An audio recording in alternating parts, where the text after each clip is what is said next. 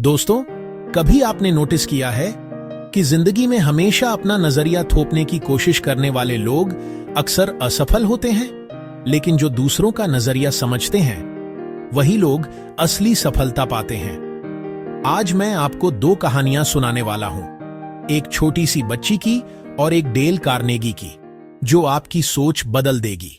एक बार एक 3 साल की बच्ची थी। उसके पेरेंट्स उसे किंडरगार्टन भेजना चाहते थे, लेकिन जैसे ही वो बात करते बच्ची रोना शुरू कर देती। पेरेंट्स समझ गए कि जबरदस्ती करना कोई हल नहीं है। एक दिन उन्होंने एक प्लान बनाया। बच्ची का 6 साल का भाई और पेरेंट्स मिलकर घर में फिंगर पेंटिंग, सिंगिंग और क्ले से खेलने लगे।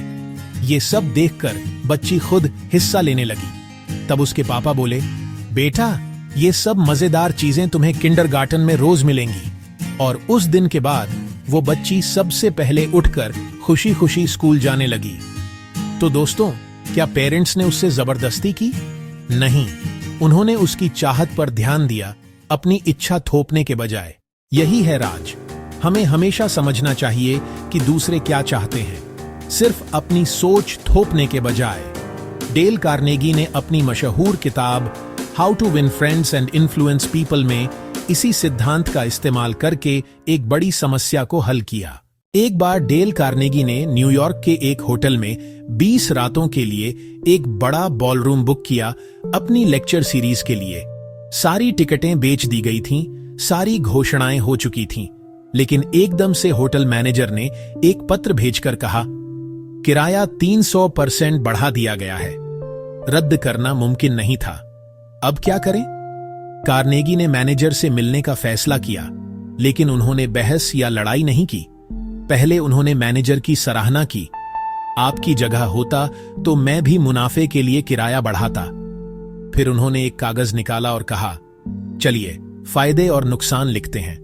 फायदा, बॉलरूम खाली रहेगा, आप कोई और इवेंट करा के मुनाफा कमा सकते हो।